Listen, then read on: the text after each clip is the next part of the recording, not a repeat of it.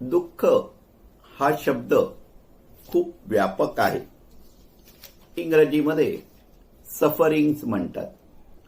Suffering हा शब्द दुःख या शब्दाची व्याप्ती दाखवू शकत नाही. म्हणून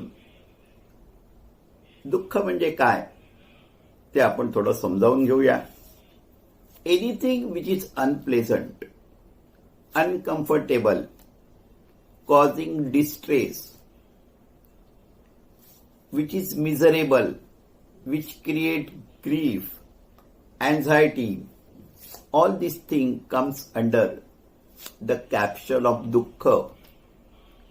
आणि हे दुःख कोणाला नको असते आणि आयुष्यभर आपली सगळी धडपड चाललेली असते की या दुःखापासून दूर राहावं. याच्या उलट सुख म्हणजे काय?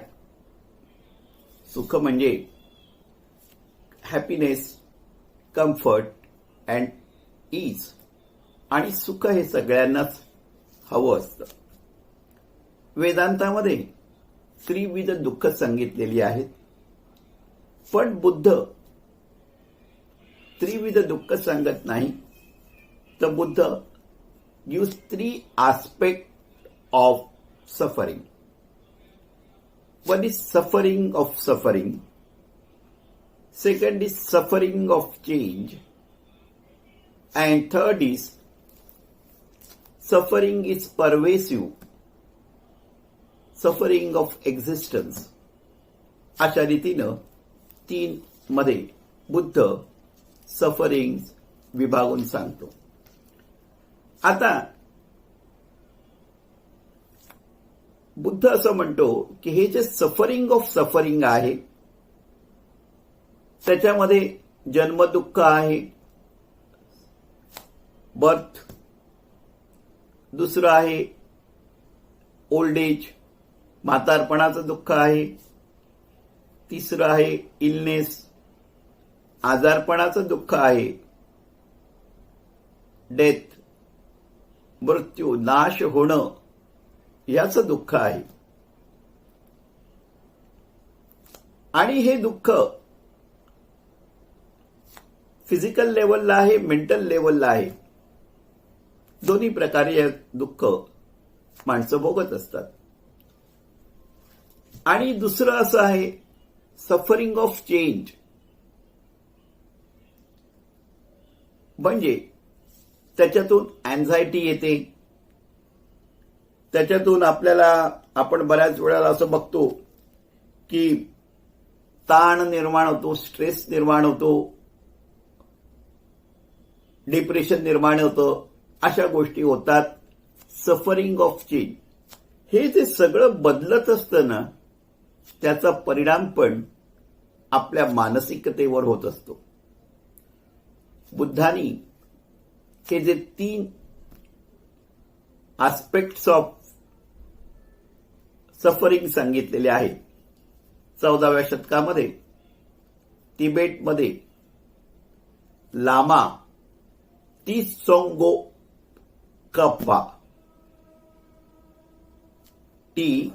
TSONGAKHAPE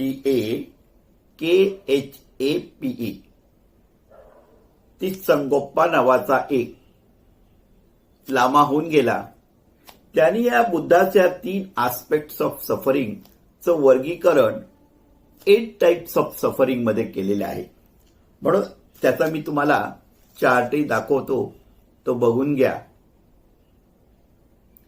या एका बाजूला 3 aspects of change and 8 types of suffering दिलेले आहे. आता जो तिसरा भाग आहे परव्हेसिव्ह सफरिंग, सफरिंग ऑफ एक्झिस्टन्स, तो आपण पाहणार आहोत. त्याच्या आधी ऑफ सफरिंग ऑफ चेंज जो होता ना, त्याच्यामध्ये आपल्याला असं लक्षात येईल की suffering of losing or separation of what is pleasurable, त्याच्यामुळे दुःख होतं. and encountering what is not pleasant, नको असलेल्या व्हॉट एव्हर यू डिसलाइक्स या गोष्टीमुळे दुःख होतं, ते तुमच्या जवळ येतं. आणि तिसरी गोष्ट अशी आहे की whatever you want you are not getting it, that also create दुःख. आणि हे जे तिसरं मी तुम्हाला सांगितलं, suffering is pervasive existential suffering. तीच कंपा असं म्हणतो की शेवटचं जे आहे, it is your own existence. Your this body is made up of 5 skandha. आणि मग त्याच्यात तरी आपलं जे फिजिकल स्ट्रक्चर आहे, it is made up of prithvi, jal, agni आणि वायू. आणि इतर जी उरलेली आहेत, रूपस्कंद, संवेदना स्कंद, संज्ञा स्कंद, संस्कार स्कंद आणि विज्ञान स्कंद. इंग्रजीमध्ये त्याची नावं रूपस्कंद means our body,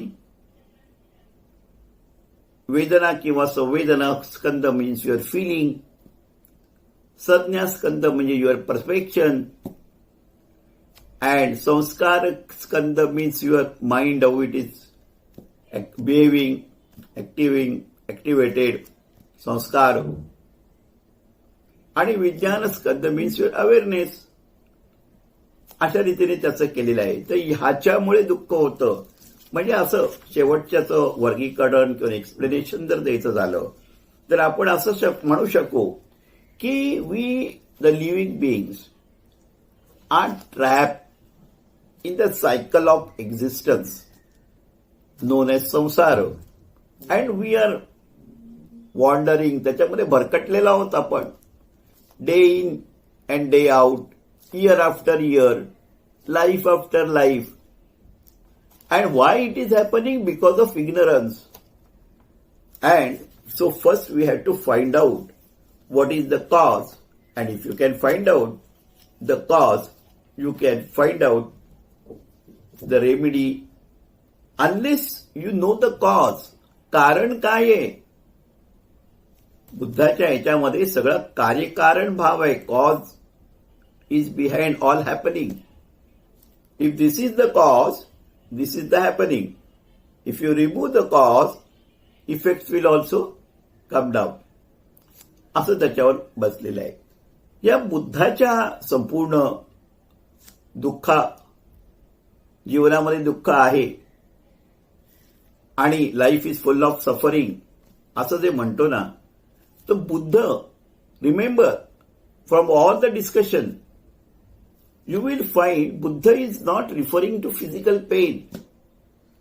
Buddha is referring to mental pain. Very interesting. आणि एक गोष्ट सांगायची राहिली, दुःख हा शब्द जो आहे ना, त्याचं संस्कृतमध्ये दू आणि ख. दू म्हणजे बॅड, वाईट, त्रासदायक, आणि ख म्हणजे आकाश. इथे ख मीन्स द व्हीलचा जो ऍक्सेल आहे ना, पोकळी, ख, and that makes the wheel moving. संसार चक्र अशा प्रकारे पण त्याचा अर्थ केला जातो. आता मी तुम्हाला बुद्धाला जे काही म्हणायचं आहे दुःखाच्या बाबतीमध्ये ते तुम्हाला विस्तारानं सांगितलं. पण मला वाटतं आजची जी मेडिकल टर्मिनॉलॉजी आहे त्याच्यामध्ये बुद्धांनी जे दुःखाबद्दल सांगितलं, संसारामध्ये दुःख आहे, दुःखाचं कारण आहे, दुःख दूर होऊ शकतं आणि दुःख दूर होण्याचा उपायही आहे. तर आजच्या मेडिकल सायन्समध्ये जर बसवायचं झालं, मी एक स्लाइड तुम्हाला दाखवतो. मी ती तयार केलेली आहे. त्याच्यामध्ये दुःख is a mental disease. And what is the symptom of the disease? Symptom of the disease is discomfort, unease, suffering, misery, All these things comes under that, these symptoms. Now, what is the etiology or pathology of the disease? The cause of the disease is ignorance. What is the prognosis of the disease? The prognosis of the disease that it can be cured. And what is the treatment? Treatment is change of lifestyle, diet, prajna, sheel and samadhi. आणि औषधं काय आहेत, गोळ्या काय आहेत? Tablets are 8. This will work 2 ways. First, it will cure your disease and it will work as a vaccine for future and it will take care. असा तो अष्टांगिक मार्ग आहे.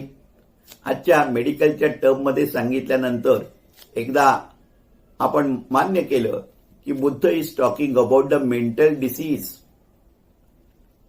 त्याचं कॉज काय आहे, सिम्पटम्स काय आहे, प्रोग्नोसिस काय आहे, त्याचं ट्रीटमेंट काय आहे, हे आता आपण या आर्य अष्टांगिक मार्गामध्ये समजावून घेणार आहोत.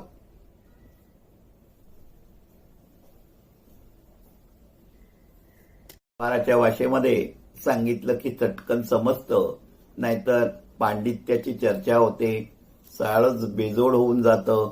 म्हणून साध्या सोप्या भाषेमध्ये मी तुम्हाला शील, प्रज्ञा आणि समाधी हे एकत्र करून सांगतोय. बुद्ध असं म्हणतो, जर तुम्हाला आर्य अष्टांगिक मार्गावरून जायचं असेल तर जो माणूस संसारामध्ये आहे, ग्रस्ताश्रमाला आहे, त्यांनी 5 पंचशीलाचं पालन केलं पाहिजे. आणि पंचशील कुठली आहेत? बुद्ध म्हणतो, कोणाची हिंसा प्राणीमात्राची करू नका, दुसरं खोटं बोलू नका, चोरी करू नका आणि मैथुनामध्ये अखंड बुडू नका. तो ब्रह्मचर्य म्हणत नाहीये संसारी माणसाला. आणि बुद्ध म्हणतो, नशा करू नका. यावरून आपल्याला असं लक्षात येतं की त्यावेळची सामाजिक परिस्थिती अशी होती की लोक सूरपान करत होते, नशापाणी करत होते. पण बुद्धाला असं म्हणायचं आहे की नशा काही नुसती दारूचीच असते का हो? पैशाची नशा असते, सत्तेची नशा असते, विद्वत्तेची नशा असते. म्हणून नशा करू नका असं बुद्धांनी सांगितलं. बुद्ध नंतर म्हणतो, रोज समाधीला उतरत जा, तुमच्या चित्ताचा शोध घ्या. रोज चित्ताचा शोध घ्यायला लागल्यानंतर तुमचं चित्त शुद्ध व्हायला लागतं. चांगलं काय वाईट काय तुम्हाला कळायला लागतं. कोणाचं अहित करू नका आणि कोणाला इजा पोचवू नका, हानी करू नका, कोणाची निंदा करू नका. आपण बघा बऱ्याच वेळेला लोकांवर टीका करत असतो, निंदा करत असतो, लोकांना त्रास देत असतो. म्हणून बुद्ध म्हणतो की सब पापस्य अकर्णम, वाईट वागू नका. कुशलस्य उपसंपदा, अनुपवादो, कोणाची निंदा करू नका. अनुपघातो, कोणाला हानी पोचवू नका. पुढे पाली भाषेमध्ये बुद्ध असं सांगतो, अधिचित्तेच आयोगे एतत् बुद्धान शासनम सच्चित पर्योपदपनम. म्हणजे स्वतःच्या चित्तामध्ये तुम्ही रोज उतरत जा, रोज ध्यानाला उतरा. आता आपण आर्य अष्टांगिक मार्गातल्या 8 गोष्टी समजावून घेऊया. सम्यक दृष्टी, सम्यक वाणी, सम्यक संकल्प आणि सम्यक उपजीविका. सम्यक कर्म, सम्यक व्यायाम, सम्यक स्मृती आणि सम्यक समाधी. सम्यक या शब्दाचा अर्थ असा आहे, बॅलन्स, योग्य. जीवनामध्ये कुठलीही गोष्ट तुम्ही करताय ना, त्याच्यामध्ये तुम्हाला सुवर्ण मध्य साधता आला पाहिजे. योग्य काय तेच तुम्ही केलं पाहिजे. आणि म्हणून आता सम्यक दृष्टी समजावून देतो. राईट सीइंग किंवा राईट व्ह्यू इंग्रजीमध्ये. बऱ्याच वेळेला आपण गोष्टी बघतो, त्या जशा आहेत तशा बघत नाही. आपण त्या गोष्टीमध्ये काय करतो की त्या गोष्टीमध्ये आपल्या धारणा आणतो, आपले विचार आणतो, आपल्या इच्छा, आकांक्षा, कामना आणतो आणि त्या गोष्टी पाहतो. जशा आहेत तशा पाहत नाही. धारणेचे मेघ आणि विचारांचं धुकं दूर झाल्याशिवाय तुम्हाला गोष्टी नीट दिसणार नाही. म्हणून ते दूर व्हायला पाहिजे. सम्यकतेने तुम्ही पाहिला पाहिजे. जेव्हा तुमची दृष्टी सम्यक होते त्याच वेळेला तुम्ही द्रष्टे व्हायला लागता. म्हणून सम्यक दृष्टी, एखाद्या गोष्टीकडे पाहण्याचा राईट व्ह्यू हा आवश्यक आहे. दुसरं आहे सम्यक वाणी. आपली जी वाणी आहे ना, आपण जे काही सांगत असतो, बोलत असतो, एखादी गोष्ट सांगताना आपण वाढवून सांगतो किंवा कमी करून सांगतो. आपल्या मनामध्ये एक असतं, आपण वाणीनी एक बोलतो. आपली वाणी लबाड असते, आपली वाणी खोटी असते. आपण दिवसभरामध्ये कितीतरी वाणीचा व्यभिचार करत असतो, वाणीनी हिंसा करत असतो. तर तुम्ही योग्य तेच बोला, आवश्यक असेल तेवढंच बोला. म्हणजे सम्यक वाणीचं भान ठेवा, असं बुद्ध आपल्याला सांगतो. बुद्ध म्हणतो सम्यक संकल्प, राईट रेझोल्युशन. बघा, आपण असं म्हणतो की दुराग्रही माणसालाच आपण संकल्पवान समजतो. दुराग्रही माणूस हा अहंकारी असतो, तो संकल्पवान असतोच असं नाही. म्हणून तुम्ही तुमचा संकल्प, resolution should not be out of अहंकार. जे करण्यायोग्य आहे ना, जे करायला पाहिजे ना, तुमची बुद्धी सम्यक ठेवून, सुवर्णमध्य साधून, मध्यम मार्गाने, कुठल्याही गोष्टीचा अतिरेक टाळून जो होतो तो सम्यक संकल्प आणि सम्यक संकल्पच तुम्हाला योग्य दिशेने घेऊन जातो. बुद्धांनी दुःख निवृत्तीसाठी कुठलाही पेन किलर दिलेलं नाहीये. बुद्ध हुशार आहे. पुढच्या याच्यामध्ये बुद्ध उपजीविका आणि कर्म विभागून सांगतो. आता सम्यक उपजीविका, राईट लाईव्हहुड. पोट भरायचं आहे ना, व्यवसाय केला पाहिजे, धंदा केला पाहिजे. आपण संसारी माणसं आहोत. आपण काय भिकू झालेलो नाही आहोत, संन्यास घेऊन निघालेलो नाही आहोत. तर मग तुमची जी उपजीविका आहे, कुठल्याही व्यवसायाला, कुठल्याही धंद्याला तुमची उपजीविका बनवू नका. बुद्ध म्हणतो, एखादा माणूस कसाई बनून पोट भरतो, एखादा कुंटणखाना चालवून पोट भरतो, एखादी स्त्री वेश्या होऊन पोट भरते, एखादा माणूस सुपारी घेऊन गेम करतो. या काय उपजीविका झाल्या का? बुद्ध म्हणतो नाही.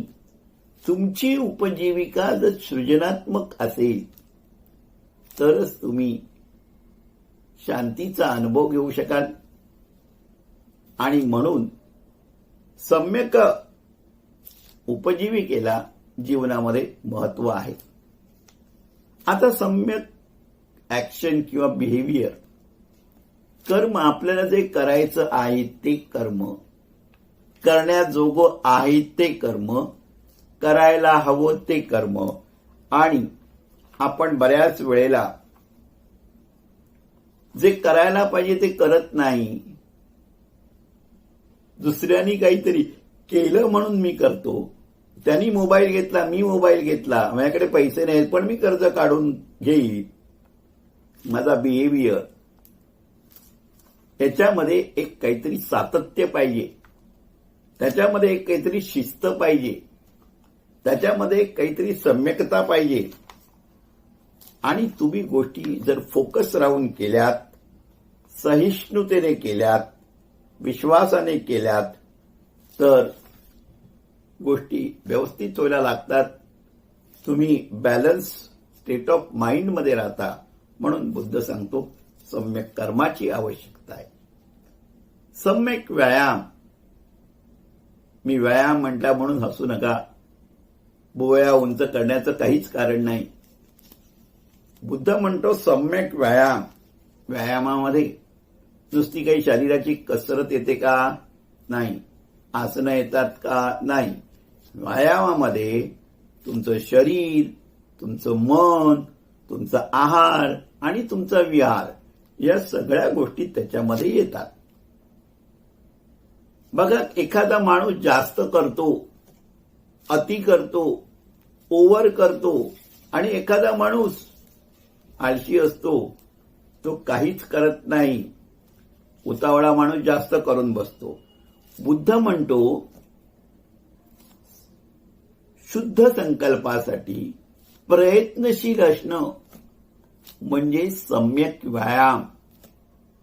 For right resolution, whatever the action you are doing, efforts you are putting, your right efforts ही सम्यक व्यायाम.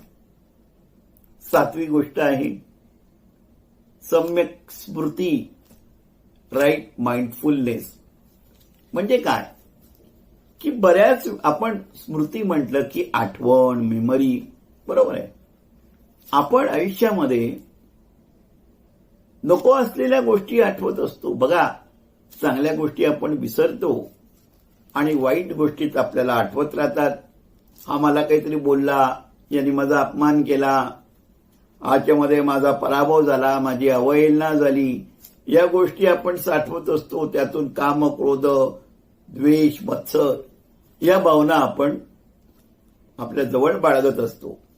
एक गोष्ट लक्षात ठेवली पाहिजे की सम्यक स्मृती म्हणजे सार्थ सांभाळणं आणि व्यर्थ विसरून जाणं. सोडून द्या. असं जर तुम्ही केलं नाही तर तुम्ही आयुष्यभर कचरा जमा करता, मनामध्ये कचरा साठवता, अनवॉन्टेड गोष्टीचं बर्डन इतकं होतं की मग तुम्हाला तुमची ओळख तर होतच नाही. मी कोण आहे, माझ्या चेतनेचं स्वरूप कळत नाही. व्यर्थ गोष्टी साठवत असतात. म्हणून बुद्ध म्हणतो तुमची स्मृती सम्यक असायला पाहिजे. आणि हे सगळं कधी होईल? तेव्हा तुम्ही या पंचशील तत्वाचं पालन कराल, रोज चित्तामध्ये उतराल, ध्यानाला उतराल, हळूहळू तुमचं चित्त शुद्ध व्हायला लागेल आणि या गोष्टी घडायला लागतील. शेवटची सम्यक समाधी. थोडंसं सम्यक समाधीबद्दल बोलतो. बघा, दारू पिऊन, चरस, गांजा, ड्रग्ज घेऊन समाधीचा अनुभव येऊ शकतो. पण ती समाधी नाही, ती झाली जड समाधी. एखादा मनुष्य कोमामध्ये आहे, बेशुद्ध आहे, मन थांबलेलं आहे, मन is not active, that's why इंद्रियज आर नॉट ऍक्टिव्ह, वगैरे वगैरे. पण ते मनाच्या पलीकडे गेलाय का? ते नाही. सम्यक समाधीमध्ये जेव्हा तुम्ही तुमच्या शरीराकडे लक्ष देता, विपश्यना वगैरे करता, तेव्हा what happens ultimately, your mind goes on holiday. मनातले सगळे कंटेंट्स निघून जातात, मन अमनस्क व्हायला लागतं, चित्त शांत आणि शुद्ध व्हायला लागतं, कुठल्याही गोष्टीचा त्रास, क्लेश होत नाही आणि तुम्ही हळूहळू शून्यावस्थेकडे जाता, समाधीकडे जाता, निर्वाणाकडे पोहोचता. ती समाधी, या अशा जड समाधीच्या मागे लागू नका. ती सम्यक समाधी साधा. साधो सहज समाधी हे बुद्धाला सांगायचं आहे. आर्य अष्टांगिक मार्ग आपण समजावून घेतला. आता बुद्धाचं तत्वज्ञान जरा वेगळ्या प्रकारे गोष्टीच्या माध्यमातून आपण समजावून घेऊ. गोष्ट सांगितली की विषय पटकन समजतो. बघा, समाजामध्ये दोन प्रकारची माणसं असतात. जो आस्तिक आहे त्याचा परमेश्वरावर विश्वास असतो आणि नास्तिक तो परमेश्वराचं अस्तित्व मान्य करत नाही.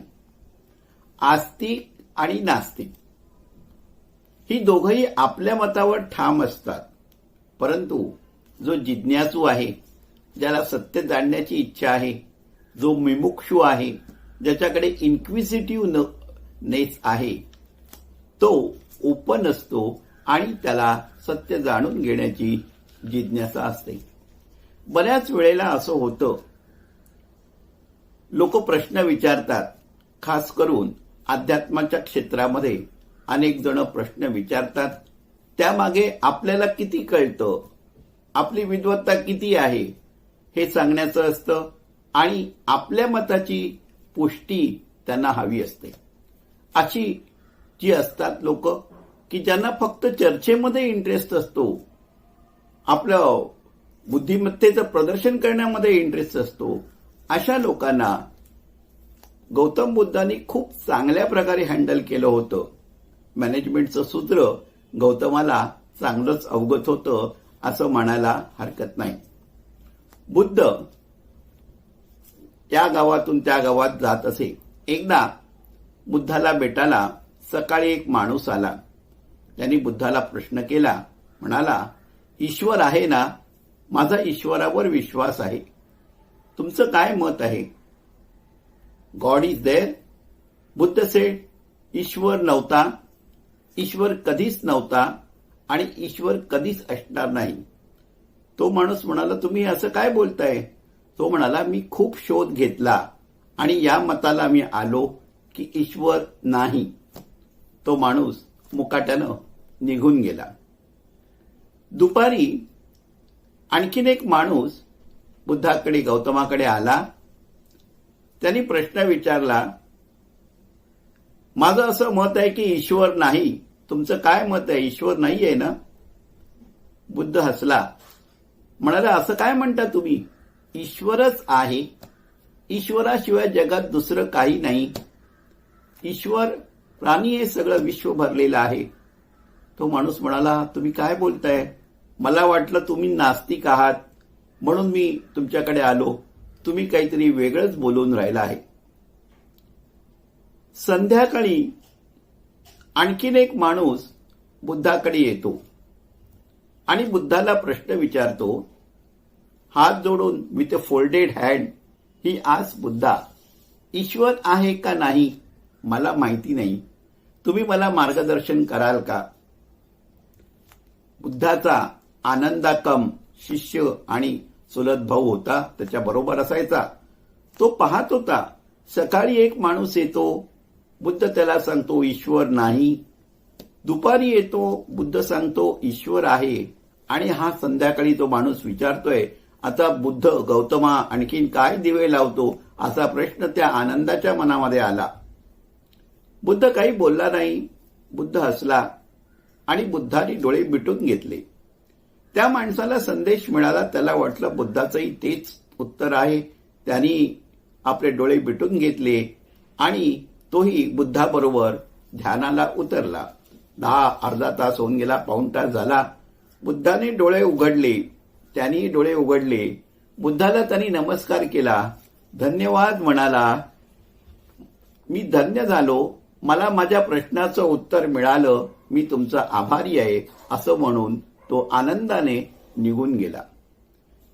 या बुद्धाच्या भावाला, शिष्याला, आनंदाला राहवलं नाही. रात्री जेवण झाल्यानंतर आनंदा बुद्धाला प्रश्न विचारतो, मी सकाळपासून बघून राहिलो आहे. सकाळी माणूस येतो, तू सांगतोस की ईश्वर नाही. दुपारी येतो, त्याला तू सांगतो ईश्वरच आहे, ईश्वराशिवाय दुसरं काही नाही. संध्याकाळी माणूस विचारतो ईश्वर आहे का नाही मला जाणून घ्यायचंय. तू डोळे मिटून घेतलेस, काय चाललंय? सगळं तुझं वागणं दिवसभरातलं मी बघतोय, विसंगती पूर्ण आहे. बुद्ध हसला आणि म्हणाला, माझ्या वागण्यामध्ये विसंगती काही नाही. ज्यांनी मला प्रश्न विचारले त्यांना उत्तरं मिळून गेली. नाही म्हणे, मी ऐकतोय ना, आणि ते प्रश्न तुझे नव्हते म्हणाला. तो म्हणाला, ठीक आहे, ते प्रश्न मी विचारलेले नव्हते, पण तुम्ही जे काही बोलून राहिला आहे ते मी ऐकत होतो, माझे कान बंद नव्हते. गौतम म्हणाला, ऐक, सकाळी जो माणूस माझ्याकडे आला होता त्याचा परमेश्वरावर विश्वास होता. त्याला माझ्याकडून कन्फर्मेशन हवं होतं. त्याच्या विचारांना पुष्टी हवी होती की बुद्धाचंही तेच म्हणणं आहे की ईश्वर आहे. दुपारी आला होता तो नास्तिक होता. त्यालाही माझ्याकडून पुष्टी हवी होती की बुद्ध पण म्हणतो की ईश्वर नाही. आणि संध्याकाळी जो आला होता ना, तो मोकळा होता, जिज्ञासू होता, विमुक्षू होता. त्याच्या कुठल्याच धारणा नव्हत्या आणि त्याला सत्य जाणून घ्यायचं होतं. तो माझ्याबरोबर ध्यानाला उतरला, मौन होऊन गेला आणि त्या ध्यानामध्ये उतरल्यानंतर तो ओपन होता आणि त्याला ध्यानामध्ये त्याची उत्तरं, प्रश्नांची उत्तरं मिळून गेली. तो शून्य झाला. बुद्ध म्हणतो, मी काही वेगळं विपरीत बोलतच नव्हतं, माझं सगळ्यांना सांगणं आहे. बुद्ध म्हणतो, जर समाजाने तुम्हाला आस्तिकता दिली असेल तर ती आस्तिकता सोडा. समाजाने तुम्हाला जर नास्तिकता दिली असेल तर ती नास्तिकता सोडा. मोकळे व्हा, मुक्त व्हा आणि सत्याचा शोध घ्या, हेच मी तुम्हाला सांगत असतो. आता दुसरी एक गोष्ट सांगतो, जी सारीपुत्राची गोष्ट आहे, खूप महत्वाची आहे. सारीपुत्र नावाचा एक विद्वान पंडित होता, बुद्धाच्या समकालीन होता, विद्वान होता. त्याचाही मोठा शिष्य परिवार होता. एक दिवस तो गौतम बुद्धाकडे आला आणि बुद्धाला त्यांनी प्रश्न विचारले. बघा, माझा असा एक समज आहे की जी पंडित माणसं असतात, स्कॉलर असतात, इंटेलेक्च्युअल असतात, त्यांना थोडासा ग असतो, साहजिकच आहे. पण अध्यात्माचा जो पंडित असतो, तत्वज्ञानाचा पंडित असतो, तो ज्ञानाने इतका भरलेला असतो की पुराणामध्ये असं म्हटलेलं आहे, सा विद्या या विमुक्तये, असं न होता तो ज्ञानाचा भार वाहत असतो. आता या सारीपुत्रानं खूप अभ्यास केला होता, खूप ज्ञान जमवलं होतं, पण त्याचं ते ज्ञान पुस्तकी होतं. आपल्याला एक मान्य करावं लागेल की पुस्तकामधून जे ज्ञान मिळतं ते माहितीच्या स्वरूपामध्ये होत असतं. तो ज्ञानाचा गूळ असतो. आणि सारीपुत्र जेव्हा बुद्धाकडे आला, म्हणाला, मला प्रश्न विचारायचे, आणि त्यांनी प्रश्न विचारले सुद्धा.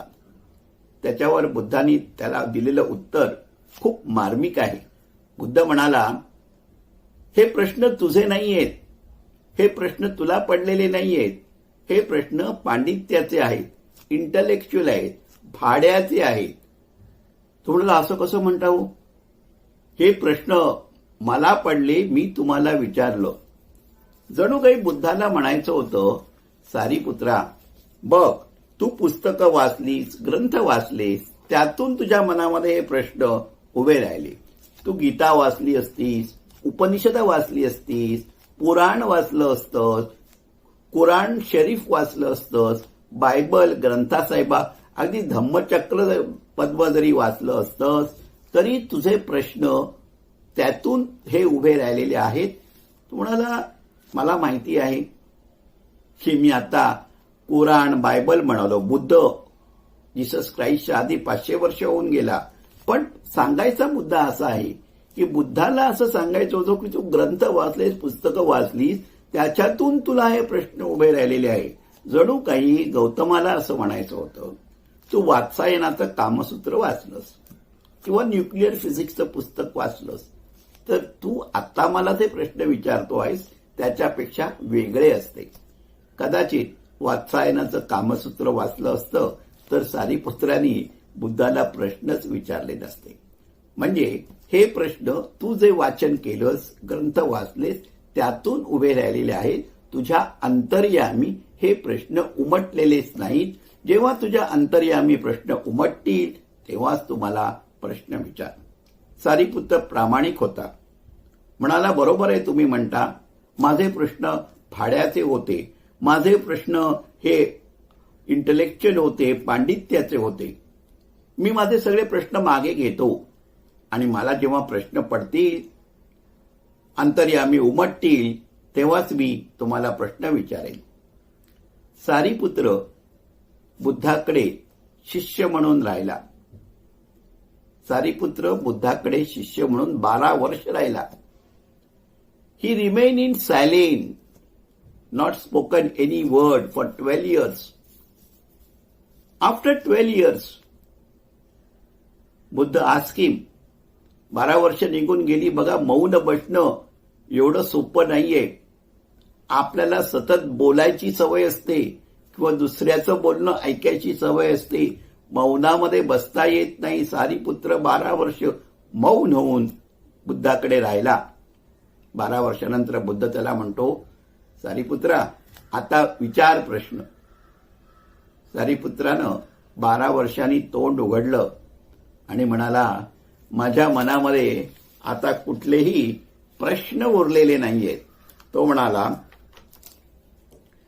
माझ्या अंतर्यामी प्रश्नच उमटले नाहीत आणि मला उत्तरं मिळून गेली. बघा, जेव्हा तुम्ही ध्यानाला उतरायला लागता, मौनाला उतरायला लागता, अंतर्यामी उतरायला लागता, तेव्हा तुमचा परतीचा प्रवास सुरू होतो. तुम्ही जेथून आलात तिथे जाऊन पोचता आणि मग तुमचे प्रश्न हरवायला लागतात. अंतर्यामी प्रश्नच उमटत नाहीत आणि जिथे प्रश्न उमटतात तिथूनच उत्तरं मिळायला लागतात. थोडक्यात बुद्धाला सांगायचं होतं, जसजसं तुम्ही ध्यानामध्ये उतराल, जसजसं तुम्ही मौनामध्ये जाल, जसजसं तुम्ही सायलेन्समध्ये राहाल, तसतसं तुम्हाला समज यायला लागते. तुमच्या मनामध्ये विचार उभे राहत नाही, संकल्प उभा राहत नाही, विकल्प उभा राहत नाही, विकार स्फुरत नाहीत आणि जाणण्यासारखं, जाणून घेण्यासारखं जे असतं ते तुम्ही जाणता. तुम्हाला सगळी समज तुमच्यापुढे उकळून उभी राहते आणि तुम्ही अस्तित्वाचा भाग होता. थोडंसं ज्ञानाविषयी समजून देतो. बुद्धाची गोष्ट आहे, त्यातून जो संदेश आहे तो संदेश मी तुमच्यापर्यंत पोहोचवतो. बुद्धाची अशी सवय होती की तो रोज भिक्खूंना भेटायला यायचा, झाडाखाली बसायचा आणि त्यांना डिस्कोर्स द्यायचा, त्यांच्याशी चर्चा करायचा, त्यांना अवेकनिंगचा मार्ग दाखवायचा. रोजच्यासारखा भिक्खू त्याची वाट बघत बसले होते. बुद्ध येतो, झाडाखाली येऊन बसतो. बुद्धाच्या हातामध्ये एक रेशमी रुमाल असतो. तो रुमाल दाखवतो, काही बोलत नाही आणि नंतर बुद्ध त्या रुमालाला गाठी मारायला सुरुवात करतो. रुमाल घेतो, एक गाठ मारतो, मग दुसरी मारतो, तिसरी मारतो, चौथी, अशा रुमालाला एका पाठोपाठ एक 5 गाठी मारतो.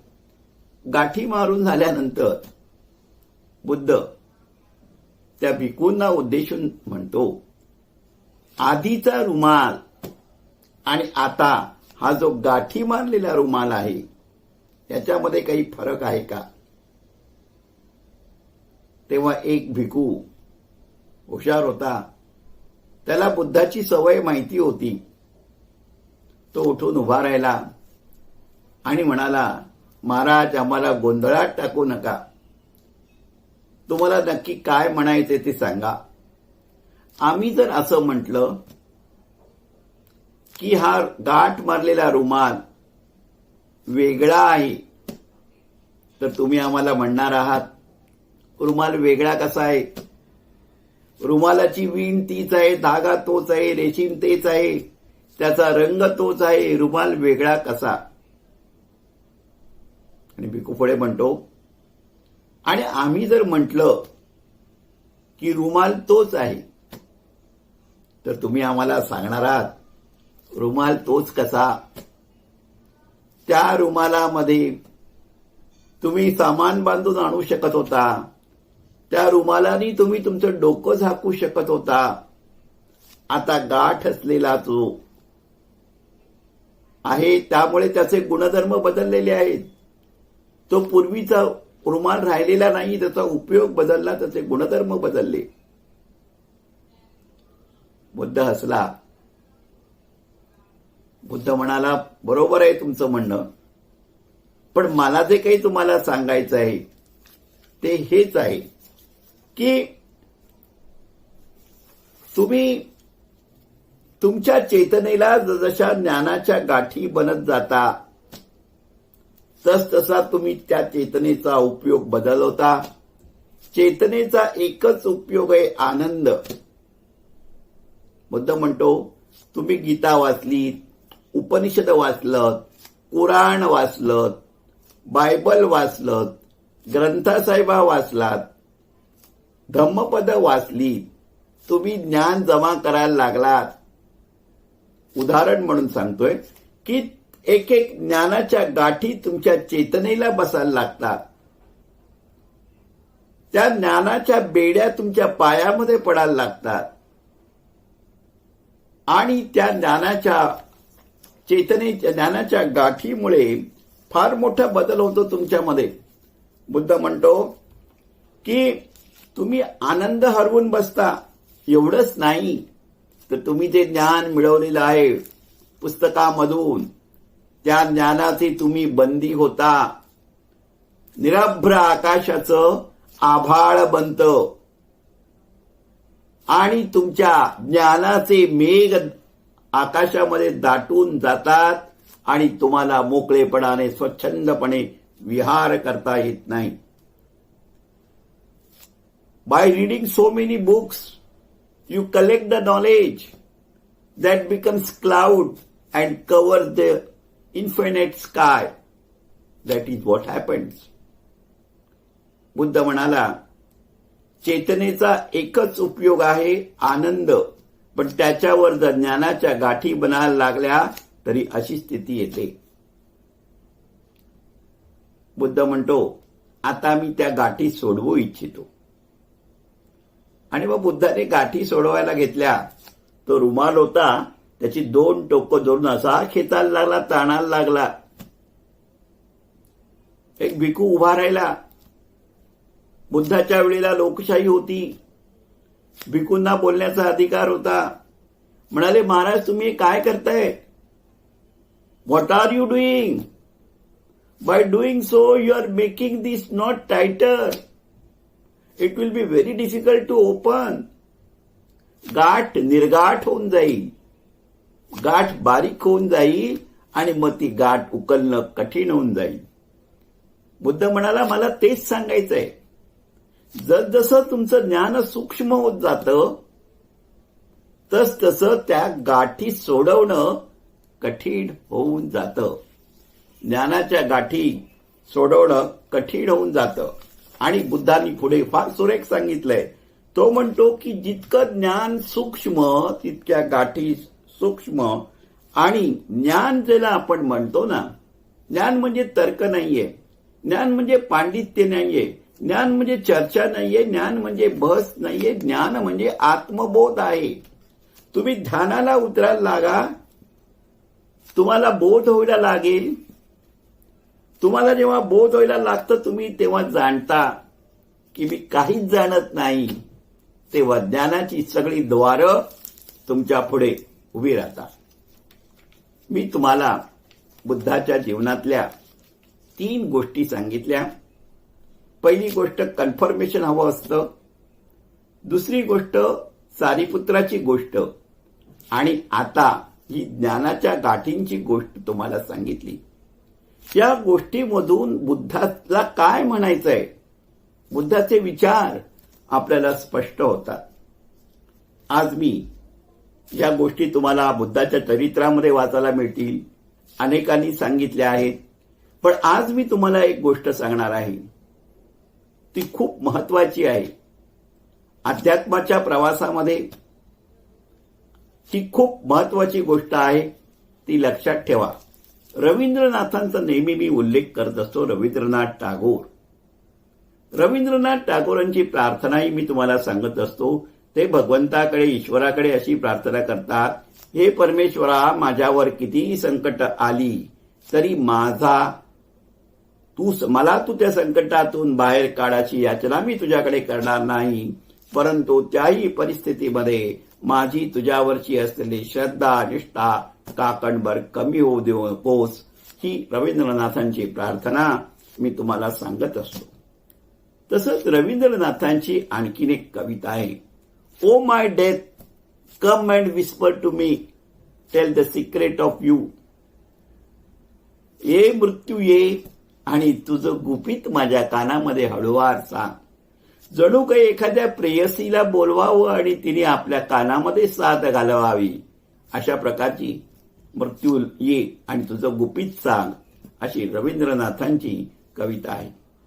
तिसरी एक कविता आहे यशोधरेची खंत. ती आज मी तुम्हाला उलगडून सांगणार आहे. बुद्ध राहुल आणि यशोधरेला सोडून दुःखाच्या मार्गाच्या निवृत्तीसाठी, समाधीसाठी, ज्ञानप्राप्तीसाठी कपिलवस्तूमधून निघून गेला होता आणि 12 वर्षानंतर फिरून बुद्ध यशोधरेला भेटायला राजवाड्यामध्ये येतो. त्याचा जो मित्र नव्हे, शिष्य काम भाऊ आनंदा, त्याला असं वाटतं, अरे काय आता बुद्ध परत संसारामध्ये पडणार का, यशोधरेला जाऊन भेटतोय. पण तसं नव्हतं. बुद्ध यशोधरेला भेटायला येतो. राजवाड्यात दोघांची भेट होते आणि त्या भेटीचं चित्रण रवींद्रनाथ टागोराने फार सुरेखपणे रचलेलं आहे. यशोधरेला खूप राग असतो, अंतःकरणामध्ये राग दाटलेला असतो. ती बुद्धाला म्हणते, तुम्ही बुद्ध झालात, तुम्ही परमज्ञानी झालात, सगळं ठीक आहे हो, पण मला आनंदच आहे, पण मला एक सांगा, एकच गोष्टीची सल मला आहे की तुम्ही मला सांगून का गेला नाही. तुम्ही जर मला सांगून गेला असतात तर काय झालं असतं, मी काही तुम्हाला अडवलं असतं का. यशोधरा पुढे म्हणते, मी एक क्षत्रिय स्त्री आहे आणि क्षत्रिय स्त्री रणांगणावर जाणाऱ्या आपल्या पतीला टिळा लावते. आपण तर बुद्धत्वाच्या शोधासाठी निघाला होतात, आपण तर सत्याच्या शोधासाठी निघाला होतात, आपण आत्मज्ञानासाठी, समाधीसाठी, दुःख निवृत्तीचा मार्ग शोधण्यासाठी निघाला होतात. तुम्ही जर मला सांगितलं असतं तर मी तुम्हाला अडवलं असतं का. मी एक क्षत्रिय स्त्री आहे, आजही आहे. तुम्ही जर मला सांगून गेला असतात तर मी आपले चरण धुतले असते, आपल्याला टिळा लावला असता, आपल्याला ओवाळलं असतं आणि आनंदाने तुम्हाला निरोप दिला असतात. पण तेवढंही भाग्य तुम्ही मला मिळून दिलं नाही. ती म्हणते, तुमचा माझ्यावर विश्वास नव्हता का. तुम्हाला वाटलं मी किंचाळेन, मी ओरडेन, मी त्रागा करेन, मी रागवेन, म्हणून तुम्ही मला सांगितलं नाही का. मला एकच बोच आहे, तुम्ही मला सांगितलं असतं. तुम्हाला माझ्यावर भरोसा नव्हता का सांगितलं नाही तुम्ही. आणि तुम्ही मला आणि राहुलला असे एकाकी सोडून सत्याच्या शोधाला निघून गेला. मला सांगा, सत्याच्या शोधासाठी असं बायकोला आणि मुलाचा त्याग करायला लागतो का. कवितेतला बुद्धाकडे काहीही उत्तर नव्हतं. बुद्धाच्या डोळ्यामध्ये पाणी आलं. करुणेचा सागर असलेला बुद्धाचे डोळे अश्रूंनी ओथंबले. बुद्ध सर्वम क्षणिकम, सर्वम अनात्मनम, सर्वम दुःख, त्या माध्यमातून निर्वाणाचा मार्ग यशोधरेला न सांगता आल्या पावली निघून गेला. बुद्धाची गोष्ट राहू दे आणि बुद्धत्वाचा शोध राहू दे. आपण आपल्या व्यक्तिगत जीवनामध्ये नेहमी आनंद शोधण्याचा, सुख शोधण्याचा प्रयत्न करत असतो. त्याच्यामध्ये आपण अहंकाराने खूप भरलेला असतो. मला सांगा, आपण आपल्या बायकोला विश्वासात घेतो का? आपला तिच्यावर तेवढा भरोसा असतो का? आणि जर तसा नसेल तर आपली स्थिती त्या कवितेतल्या बुद्धासारखी नाही. वास्तवामध्ये आपल्यालाही चोर पावलाने मागे जायची वेळ निश्चित येऊ शकते. बघा, संसारामध्ये दुःख आहे, दुःख दूर करता येतं हे सांगण्यासाठी यशोधरेला फसवून जाण्याची आवश्यकता नव्हती. ही यशोधरेची बोच होती. तशी बोच तुम्ही तुमच्या पत्नीला देऊ नका. मला असं वाटतं, माझं व्यक्तिगत मत असं आहे की ज्या दिवशी बुद्धाची आणि यशोधरेची भेट 12 वर्षांनी झाली होती, तो दिवस सुद्धा वैशाख पौर्णिमेचा असावा. कारण वैशाख पौर्णिमा ही बुद्धाच्या जीवनामध्ये खूप महत्वाची आहे. बुद्धाचा जन्म वैशाख पौर्णिमेला झाला. बुद्धाला साक्षात्कार झाला तो दिवस पण वैशाख पौर्णिमेचा होता. आणि बुद्धाचं महापरिनिर्वाण झालं तेही वैशाख पौर्णिमेला होतं. अशा रीतीनं बुद्धाच्या जीवनामध्ये वैशाख पौर्णिमेचं त्रिविध महत्व आहे. पण ही भेट यशोधरेची झाली होती ना, ती सुद्धा बहुधा वैशाख पौर्णिमेला झाली असावी. मी जितका मला बुद्ध समजला तो तुम्हाला थोडक्यात समजावून देण्याचा प्रयत्न केला. आणि तो समजावून देत असताना मलाही हळूहळू बुद्धाची उकल होत गेली. आता इथेच थांबतो. बुद्धं शरणं गच्छामि, धम्मं शरणं गच्छामि, संघं शरणं गच्छामि.